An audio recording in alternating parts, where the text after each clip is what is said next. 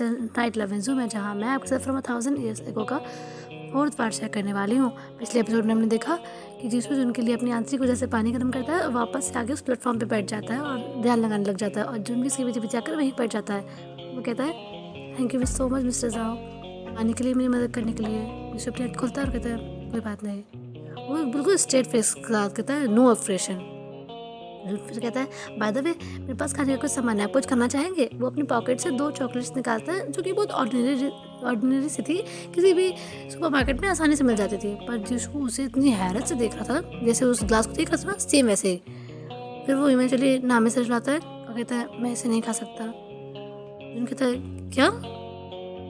ये तो काफ़ी दयनीय है। उसे लगता है ना कि जिसको कोई एलर्जी है, तो लोग होती है आजकल, तो उसे लगा ऐसे ही होगा। वो कहता है, कोई बात नहीं, आप फ्रूट्स खा लीजिए। वो अपना बैग निकालता है और कहता है, वो फ्रूट्स कुछ बाहर निकालता है और कहता है, ये सेब और बनाना, ऑरेंज, आपको इनमें से जो भी पसंद है आप इनमें से खा लीजिए।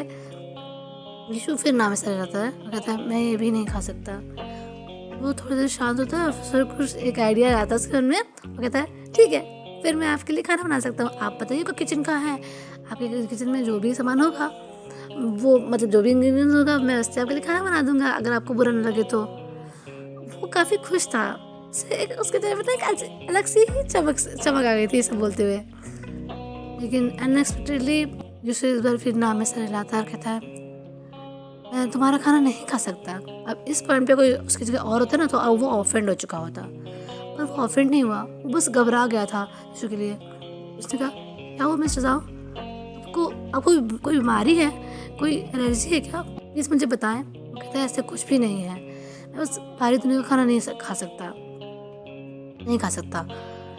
अब वो पूछना चाहता था क्यों नहीं खा सकते, पर उसने नहीं पूछा। उसने कहा, नहीं। इससे ज़्यादा सवाल शायद मिस्टर साहब की पर्सनल स्पेस में दखलंदाजी हो जाएगी, ये सही नहीं है।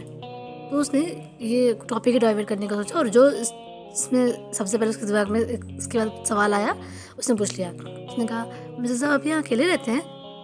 जिसने उसको देखा, कहा, मेरे अलावा तुमको कोई दिख रहा है यहाँ पे? जब से आए हो मैं ही दिख रहा हूँ ना, और दिखा? उसने कहा, नहीं, मुझे माफ़ करिए, बस मुझे लगा कि शायद मैंने ही ना देखा हो कोई यहाँ पे आपके साथ। कहता, नहीं, एक समय था जब कोई था यहाँ मेरे साथ, और वो बहुत समय पहले छोड़ के जा चुका है। ये शब्द जो यीशु ने कहे थे, इस शब्द में बहुत भार, बहुत दर्द, बहुत ज़्यादा तकलीफ थी, तो जिन फील कर पा रहा था। जिन ने इसके आगे नहीं पूछा कि वो इंसान कहाँ गया या अब कहाँ है, उसने उल्टा दूसरा क्वेश्चन पूछा। उसने कहा, वो इंसान कब गया था, आपको कुछ याद है, कुछ पता है? उससे अपनी नज़रें फेरता उससे और कहता है, मुझे नहीं पता, मैं समय का पता भूल चुका हूँ जुन, मुझे नहीं पता अब से तक कितना समय हो चुका है, वो कब गया था। मुझे ये भी नहीं पता कि अभी इस समय जब हम दोनों यहाँ बात कर रहे हैं तब कौन सा समय हो रहा है। वो कहता, अभी 2023 हो रहा है सर। ये सुनकर यीशु चौंक जाता, कहता, क्या कहा तुमने, कितना समय हो रहा है? उसने कहा, जी 2023।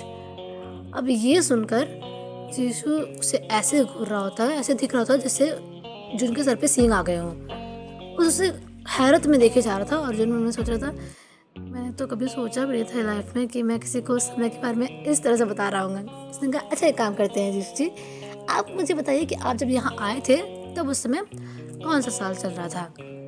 यीशु थोड़ा रुकता है और सोचने लग जाता है, और उसे देखिए लग रहा था कि वो इस बात का जवाब देना चाह रहा है, और वो गहरी चिंतन में, गहरी सोच में है। वो थोड़ा सा सोचता है, फिर अपना मुँह खोलता है, और जो आंसर बताता है उसके लिए वो श्योर नहीं था। उसने कहा, शायद मैं जब यहाँ आया था तो रोंगजुआ रीजन का 5वां साल चल रहा था।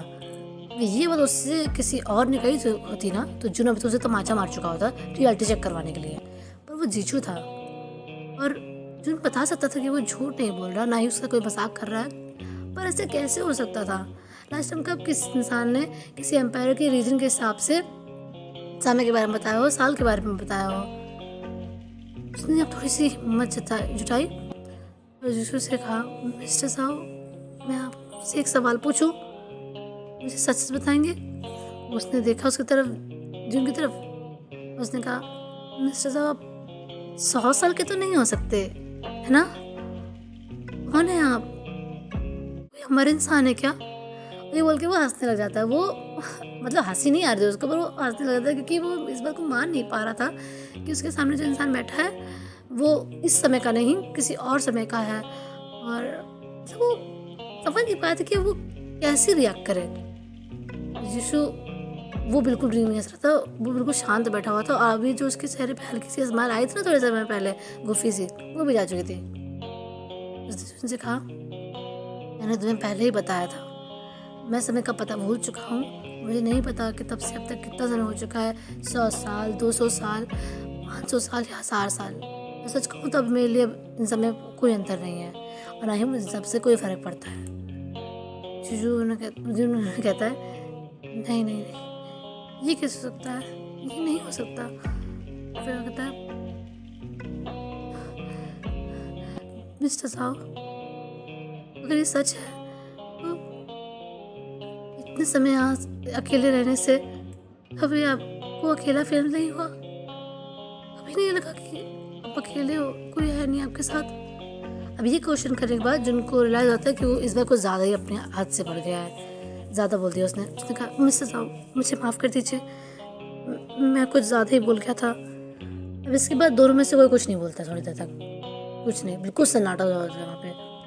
फिर यीशु कहता है, बहुत समय हो गया है अर्जुन। अब उसकी आवाज़ में एक सॉफ्टनेस सी आ गई थी जो पहले नहीं थी। कहता है, मैं ये भूल चुका हूँ कि अकेला होना क्या होता है, मुझे इस सब बात का अंदाज़ा तक नहीं है। और ये कहकर वो उठ जाता है और जाने लगता है। अब जून को लगता है कि उसने शायद यीशु को नाराज़ कर दिया। वो उठता है, उसके पीछे जाता है, कहता है, कहाँ जा रहे हैं आप, कहाँ जा रहे हैं? देखिए मेरी बात का बुरा मत मानिए। वो कहता है, लड़ता कहता है, बहुत लेट हो चुकी है अर्जुन, वो बहुत देर हो गई, रात बहुत ज़्यादा हो चुकी है, तुम्हें अभी अंदाज़ा नहीं हो रहा होगा, पर तुम इतनी चढ़ाई करके यहाँ तक आए हो तो थक गए होगे। और ये जो तूफान है आया है ना, ये कुछ समय तक रुकेगा, तो अपनी एनर्जी बचाओ और मैं तुम्हारे लिए पानी गर्म कर देता हूँ, अपने आप को साफ़ कर लो। ये बोल के चला जाता है और जुन बस वहाँ खड़ा रहता है और उसको जाते हुए देखता रहता है पहले की तरह। फिलहाल के लिए इतना ही, मैं आपको मिलती हूँ नेक्स्ट चैप्टर में। तब तक के लिए अगर वीडियो पसंद आया हो तो लाइक कर दीजिएगा, चैनल को सब्सक्राइब कर दीजिएगा, वीडियो को शेयर कर दीजिएगा और कमेंट में जय मंजू लिख दीजिएगा। मुझे पता है आज मैं थोड़ा अटकी हूँ, पर मैं बिल्कुल सुबह उठ के बनाया भाई, अभी तक मेरी नींद भी पूरी तरह से खुली नहीं है, तो मुझे माफ़ कर दीजिएगा। मैं पक्का अगली बार से कोशिश करूँगी कि गलती कम कर दूँ। और सच कहूँ ना तो मुझे आपका एपिसोड बहुत पसंद आया। वैसे मैंने तो गलतियाँ की थी, पर ऐसा ऑडियंस, मैं खुद कह रही हूँ, ऐसा ऑडियंस मुझे अब समझता है कि क्योंकि मैंने नोटिस किया कि यीशु उससे बहुत प्यार से बात कर रहा है, जब बहुत ज़्यादा प्यार से नहीं, पर उसका स्वभाव थोड़ा सा चेंज हो गया है जुन की तरफ। तो ये देखकर मुझे बहुत खुशी हो रही है, एटलीस्ट वो दोनों बातें तो कर रहे हैं, तो बहुत खुशी है। एक मिनट, अब माफ़ करना दोस्तों, मैं कुछ ज़्यादा ही एक्साइटेड हो गई थी, ज़्यादा बोल रही थी। तो अब बाय, नेक्स्ट चैप्टर में मिलते हैं आप सबसे।